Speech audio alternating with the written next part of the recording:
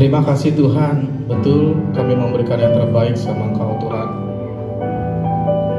Yang terbaik itu ketika kami mendengarkan tuntunan-Mu Tuhan. Mari Kau berbicara Tuhan, Kau berkata-kata. Kami usiapkan hati kami yang hati yang gembur. Terima kasih Bapa, dalam nama Yesus, amin. Silakan duduk teman-teman semua.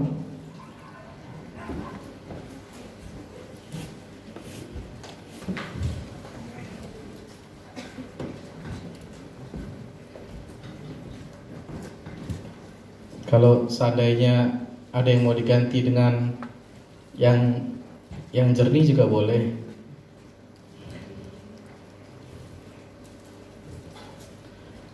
Ya, shalom semuanya.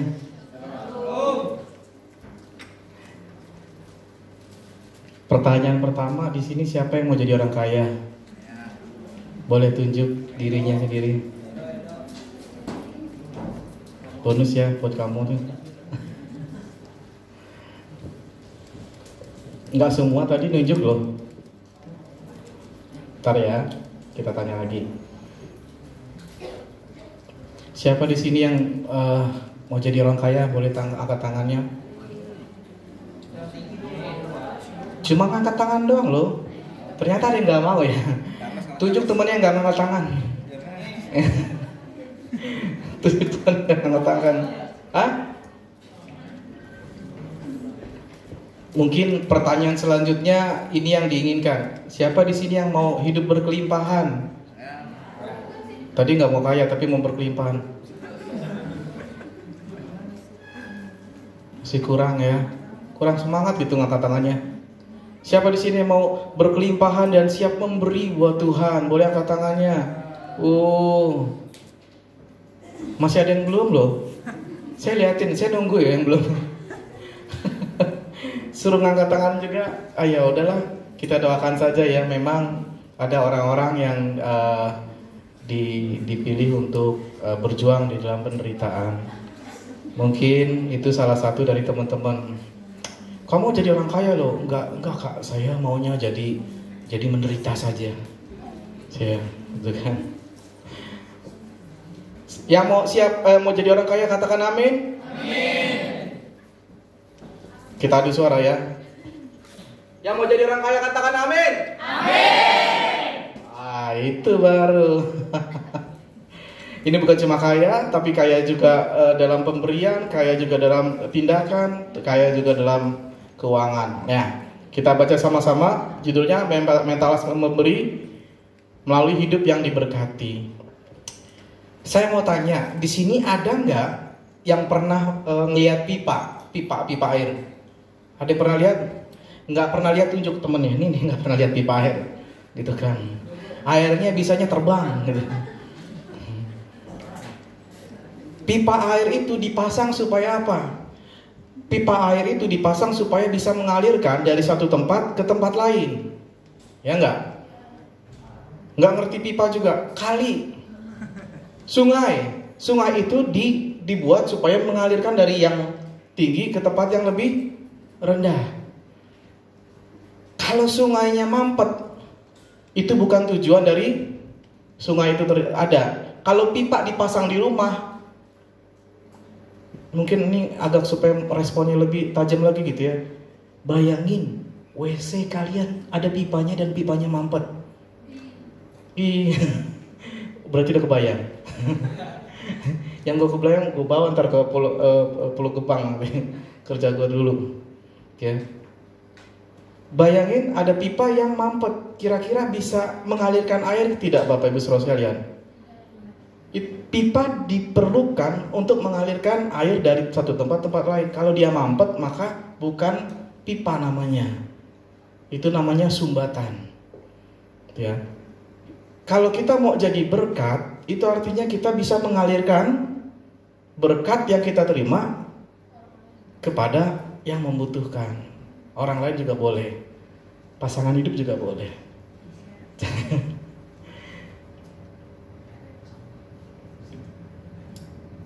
Nah, oke, next kak. Oh, itu ada tulisannya ya. Apa tuh? Evangelis Robert Ambarita STMM. Saya tulis kecil. Bukan kepentingan kalian, kepentingan YouTube. Gitu. Oh, ini yang ngomong ini loh. Nah. Next Kak. Mentalitas memberi melalui hidup yang diberkati. Next Kak. Kayaknya udah ngomong next Kak. Ya, ini ayatnya kita buka di Galatia 3 ayat 13 dan 2 Korintus 9 ayat 6 sampai 8. Kalau misalnya kurang kebaca nggak? Baca ya. Saya ada ini nih. Padahal saya buat sendiri loh. Kita baca sama-sama ya, nomor 1 ya. 1, 2, 3. Galatia 3 ayat 13. Kristus telah menebus kita dari kutuk hukum Taurat dengan jalan menjadi kutuk karena kita.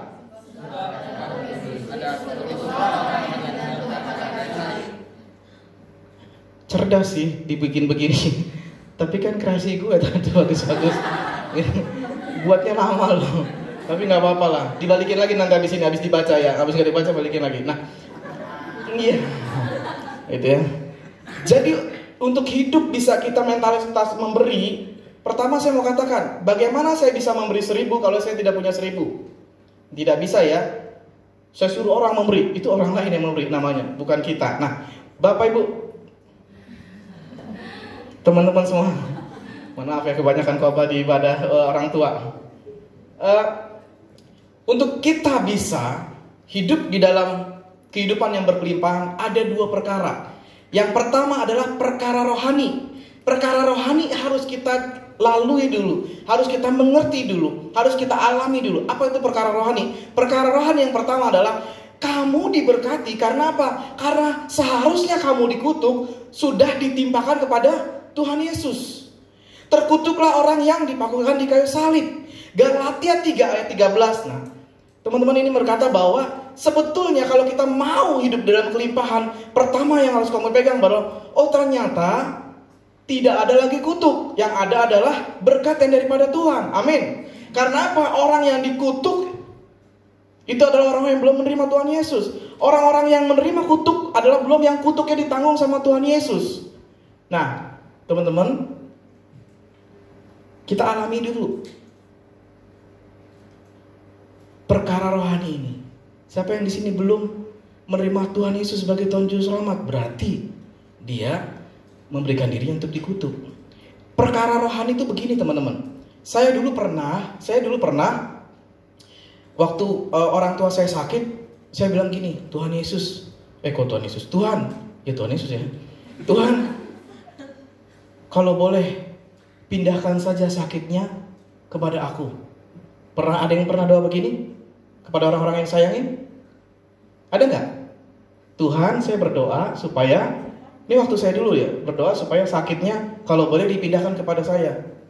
Nah, doa yang seperti itu adalah doa yang tidak mengerti firman Tuhan. Karena apa? Karena Tuhan sudah menanggung semuanya di kayu salib. Yesaya 53, coba teman-teman nanti baca semua. Itu adalah karena kutuk. Karena seharusnya kita yang menanggung semuanya, tapi Tuhan Yesus yang menanggungnya. Amin. Beri kemuliaan doa buat Tuhan Yesus. Berarti gue gak boleh hidup dalam kutuk lagi ya. Bilang kanan kirinya, gue gak hidup dalam kutuk loh. Iya. Jadi kalau lo bilang terkutuk gue karena gak punya ongkos, itu salah.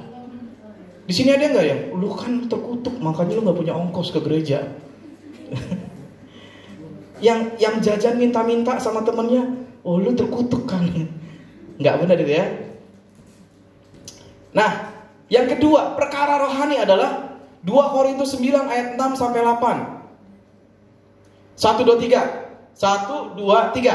Camkanlah ini, orang yang menabur sedikit akan menuai sedikit juga, dan orang yang menabur banyak akan menuai banyak juga. Hendaklah masing-masing memberikan menurut kerelaan hatinya, jangan dengan sedih hati atau karena paksaan. Sebab Allah mengasihi orang yang memberi dengan sukacita, dan Allah sanggup melimpahkan segala kasih karunia kepada kamu, supaya kamu senantiasa berkecukupan di dalam segala sesuatu dan malah berkelebihan di dalam pelbagai kebajikan. Teman-teman, ini perkara rohani. Sering diajarin gak? Beri maka kamu akan diberi. Sering diajarin gak bahwa itu akan bertumbuh 3 kali lipat, 30 kali lipat, 60 kali lipat, dan 100 kali lipat. Ini adalah perkara rohani. Saya mau katakan Bapak Ibu teman-teman semua, teman-teman saya mau katakan, kalau engkau memberikan persembahan, ini ada hukum rohaninya. Bahwa ketika engkau memberikan persembahan, maka engkau akan diberkati secara rohani. Secara rohani. Bilang secara rohani. Betul. Makanya kalau ada teman-teman berkata, saya udah ngasih kok persembahan, tapi kok saya nggak merasakan adanya 30, 60, 100 kali lipat, kita akan belajar. Yang lebih parah adalah orang-orang yang mengharapkan berkat, tapi dia tidak jalani kehidupan rohaninya. Kehidupan rohani apa? Apa yang firman Tuhan katakan, bahwa hidupnya bebas dari kutuk, bahwa persembahannya akan dikalikan 30, 60, 100 kali lipat. Saya izin ya, buka jubah kebesaran. Kali ini jubah kepanasan. Nah, ya itu buat ngambil perhatian aja sih. Itu perkara rohani. Nah, coba teman-teman tanya kanan kirinya.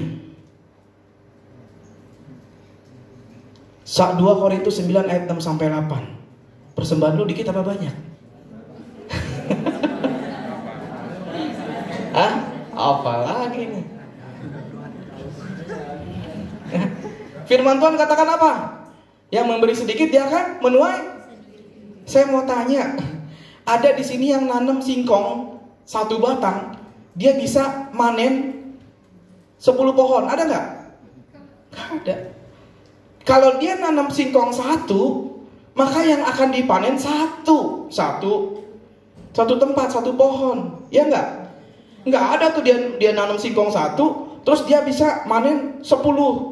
Nggak ada. Bilang kanan kirinya, sadar lu. Sadar. Ya nggak?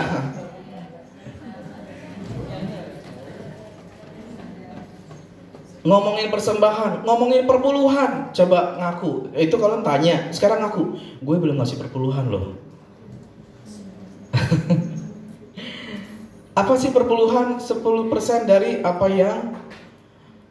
yang kau miliki di dalam. Oh, itu menyanyi ya. Coba tanya kanan kirinya. Lu udah ngerti perpuluhan belum sih? Ngerti nggak? Ngerti. Ngerti nggak sih perpuluhan? Nah, kalau udah ngerti, lu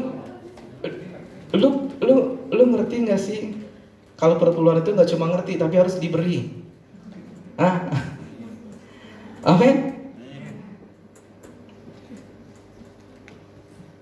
Jadi kalau mau hidup berkelimpahan, di sini mau kaya. Pantesan tadi ya nggak ngangkat tangan tuh berarti tahu khotbah gue. Sebentar lagi bakal ditanyain.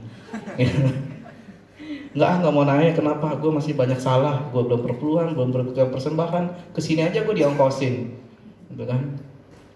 Perkara rohani. Jadi teman-teman, kalau engkau mau diberkati, engkau mengerti dulu perkara rohaninya. Amin. Sepakat sampai sini? Yang kedua, next Kak.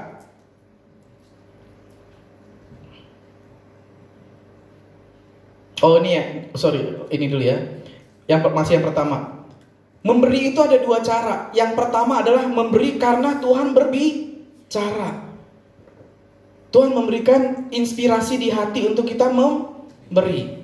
Itu cara yang luar biasa. Ada di sini yang boleh pernah memberi karena terinspirasi karena oh iya, gue berdoa atau gue nyembah Tuhan tuh gue tergerak untuk memberikan 10.000 itu persembahan. Tadinya gue ngasih 5.000, tapi akhirnya mau memberikan 10.000.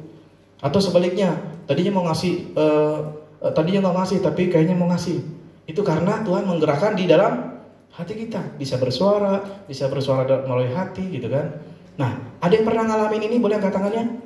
Mengalami memberi karena Tuhan menggerakkan. Ayo boleh. Oke, terima kasih.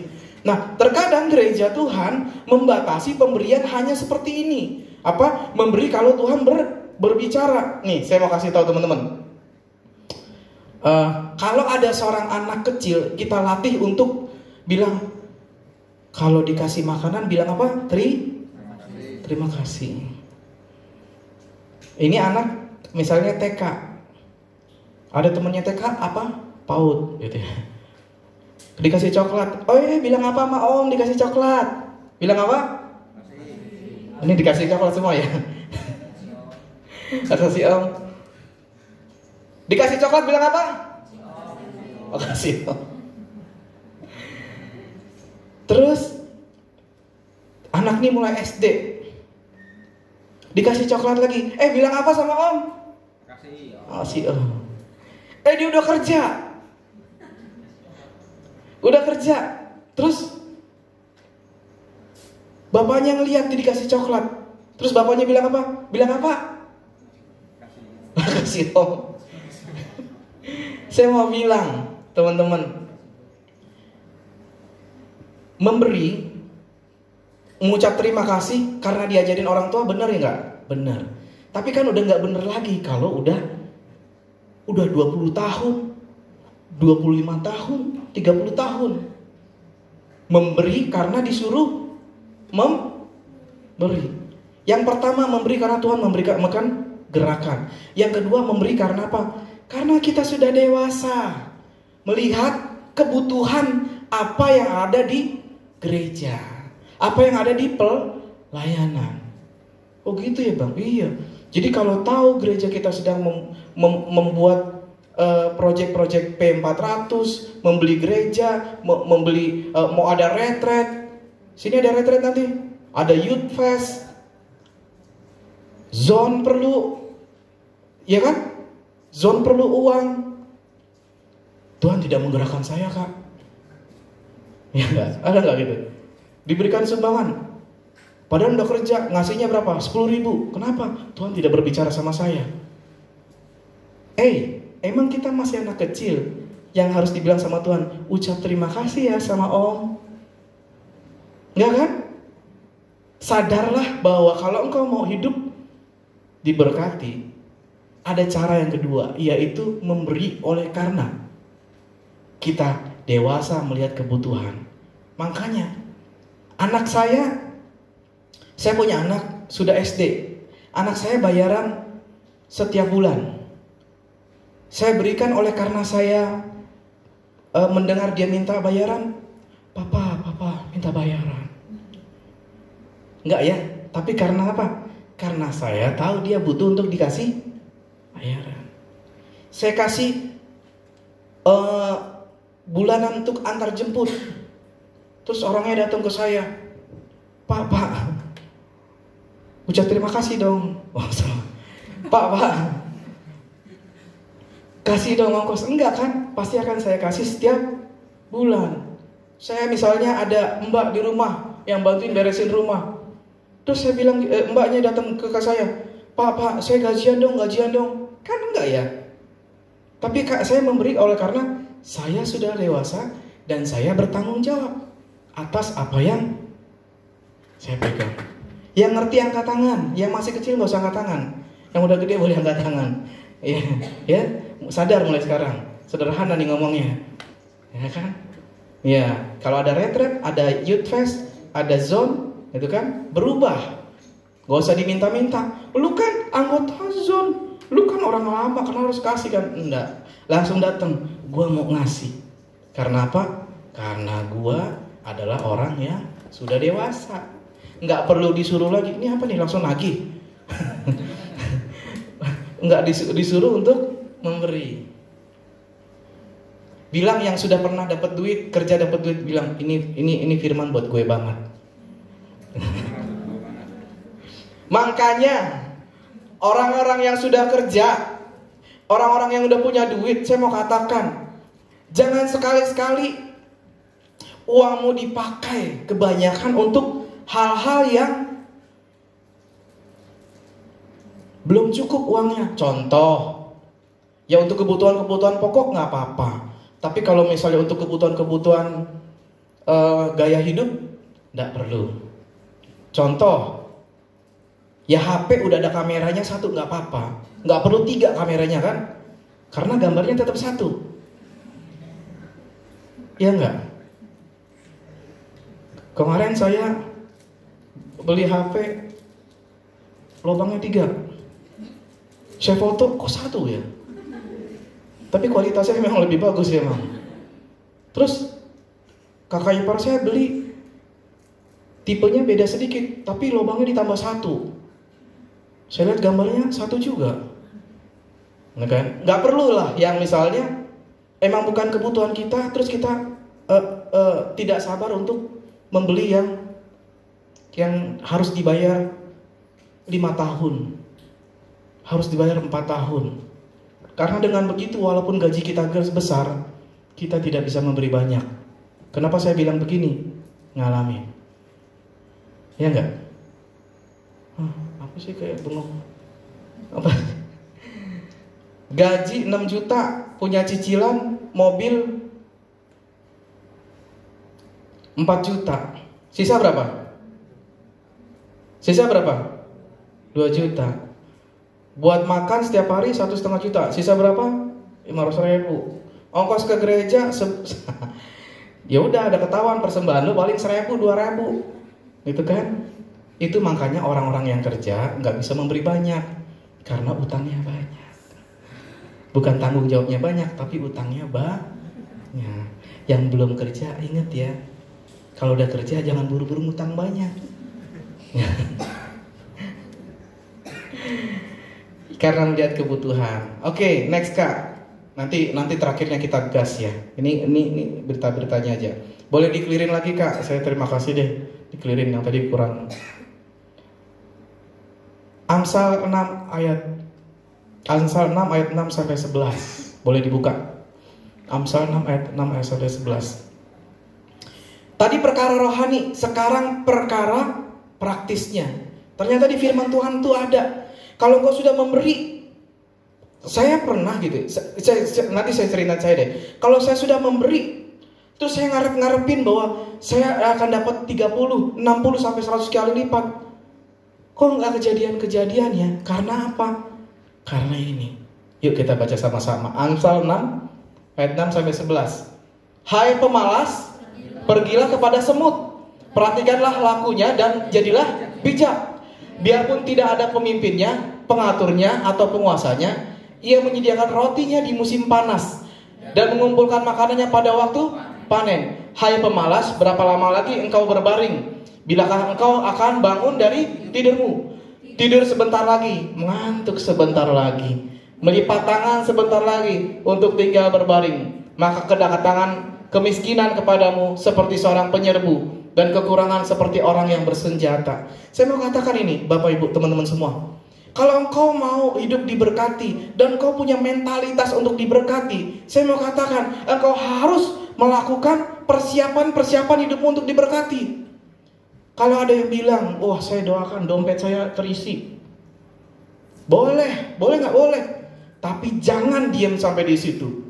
Siapkan hal-hal yang perlu untuk supaya dompetmu terisi. Bagaimana caranya? Ya kerja. Firman Tuhan katakan, jangan berikan makan kepada orang-orang yang tidak bekerja. Pengajaran sesat yang bilang bahwa dompet saya akan terisi sendirinya. Saya mau katakan itu. Kuliah saya akan beres, pasti dibayarin. Sama siapa? Nggak tahu. Saya punya iman pasti dibayarin. Saya mau katakan, itu adalah hal-hal yang menggampangkan. Firman Tuhan katakan, kau harus rajin.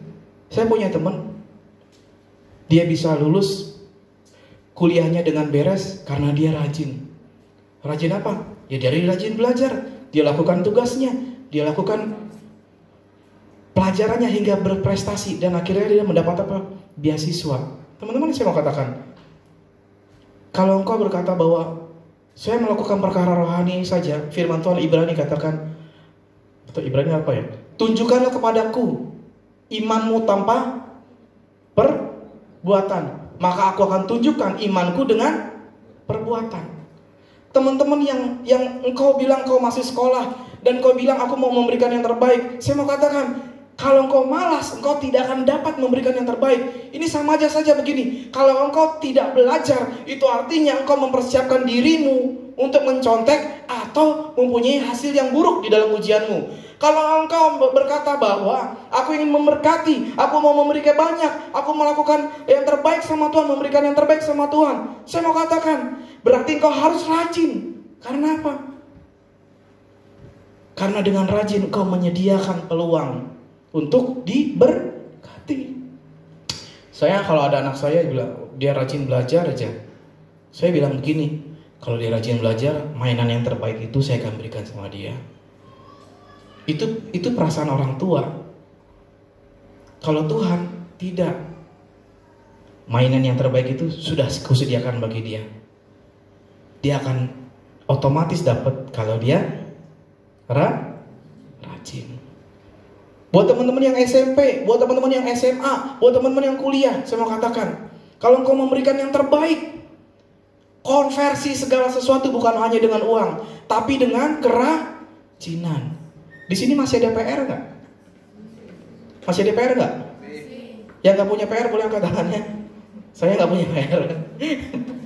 Masih ya? Yang temannya masih sekolah tunjuk nih dia masih sekolah. Masih sekolah. Ya nggak? Siapa di sini yang ngerjain PR-nya di sekolah? Ya udah nggak usah turun.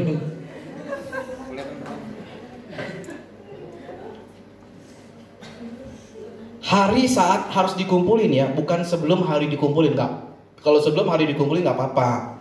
Karena apa? Waktu dikasih hari PR hari Rabu mau dikumpulin Jumat, hari Kamis dia dikerjain di sekolah, itu nggak apa-apa, ya kan? Ya kan? Tapi ada orang yang ngerjain PR dikasih untuk hari Jumat, dikerjainnya Jumat. Ya nggak? Datang lebih pagi, bilangnya piket. Sambil ngecek-ngecekin kalkulator orang yang ketinggalan. Nggak zaman lagi ya, kalau zaman gue begitu. Ya enggak. Yang ngerasa boleh angkat tangannya, yang ngerasa boleh angkat tangannya, angkat tangannya. Teman-teman, itu tandanya engkau tidak mau jadi kaya. Kaya tuh cuma kepengen. Ya enggak? Tapi nggak akan jadi kejadian. Karena apa? Kenapa kita harus belajar dari semut? Teman-teman yang bilang gini, coba, ini buat semua ya. Apa yang semut lakukan? Sebelum masa kekeringan, sebelum masa misalnya musim salju, apa yang dilakukan sama semut? Dia persiapkan makanannya semua. Dia memprediksi hari depan jauh. Semut loh, otaknya semut kecil apa besar? Hah? Otaknya semut kecil apa besar? Ada sini otaknya yang lebih besar semut daripada lu? Hah? Ada nggak? Jadi gue mau bilang, siapapun lu di tempat ini, otak lu lebih besar daripada semut. Itu artinya lu mempunyai cara pandang untuk bisa mempersiapkan ke depan. Nggak zaman dari nggak ya, kalau standar paling dasar pelajar adalah standar. Tapi gue banyak lihat kok anak-anak yang berprestasi, tapi dia YouTuber juga. Gue banyak lihat kok anak-anak yang berprestasi, tapi dia gamer juga misalnya. Misalnya tadi ya, gue tambahin misalnya. Gue belum pernah lihat yang itu emang, gitu kan? Ya enggak? Kreatif, wah kreatifnya sampai diberi bumbu harum. Di sini siapa? Yang sekolah, setelah pulang sekolah, lu ngerjain yang lain. Ada? Nyuci piring kak? Ya udah itu biar itu mah tanggung jawab, bukan kerjaan. Gitu kan. Ngepel kak? Iya sama. Kirain beda kak? Sama. Ada di sini yang lu kerja, pulang kerja, lu lakukan hal yang lain. Gue mau bilang, gue ini karyawan. Gaji gue tetap setiap bulan. Di sini ada karyawan yang gajinya fluktuasinya naik tinggi, kecuali marketing. Ada naik tinggi, turun, naik tinggi. Banyak. Oh lompat tinggi. Ada nggak? Kayaknya gue nggak lagi ngelucu deh. Ini lagi. Nih. Ada nggak Gari? gue bilang, ini jadi pertanyaan gue teman-teman. Kan gue memberi persembahan ya. Gue memberi perpuluhan. Perpuluhan gue berapa? 10%. Gak usah dijawab angkanya. 10%. Ya enggak. Seharusnya gue dapetin berapa? Firman Tuhan katakan 30, 60, 100. Kalau gue ngasih 10%, bulan depan gue dapat berapa? Berapa? 30 tambah 01, 300%. Kenapa gue nggak dapat? Karena gue melakukan perkara rohani, tapi gue tidak melakukan praktikal. Jadi kalau gue karyawan yang digaji setiap bulan sama flat, maka yang harus gue lakukan adalah melakukan kreativitas di luar itu supaya gue diberkati Tuhan di tempat yang lain itu, ya enggak? Di sini seberapa banyak yang udah kerja bahwa gue berharap waktu gue mempersembahkan gue akan dapetin yang lebih banyak, padahal yang dilakukan sama. Saya mau katakan nggak akan kejadian. Nilai lo 7 pas-pasan, besok 7 lagi karena nggak rajin. Kira-kira jajan nambah gak? Kagak ya. Arti paling sederhana. Di sini nilainya ada yang 9 semua, boleh angkat tangannya? Ada. Turunin dikit deh. 8. Gue mau tanya, kalau nilai lo tetap, uang nambah lo nambah gak? Uang jajan lo nambah gak? Gak akan. Kenapa? Karena kalau engkau mau dapetin yang lebih besar, lo siapkan untuk wadah yang lebih besar. Amin. Amin. Di sini yang udah kerja boleh angkat tangannya. Boleh angkat tangan. Oke, turunin. Udah mengerti sekarang kenapa pendapatan kita nggak nambah-nambah? Kayak ngerti satu orang. Jawab satu kali lagi. Udah ngerti kenapa pendapatan kita nggak nambah-nambah? Yes.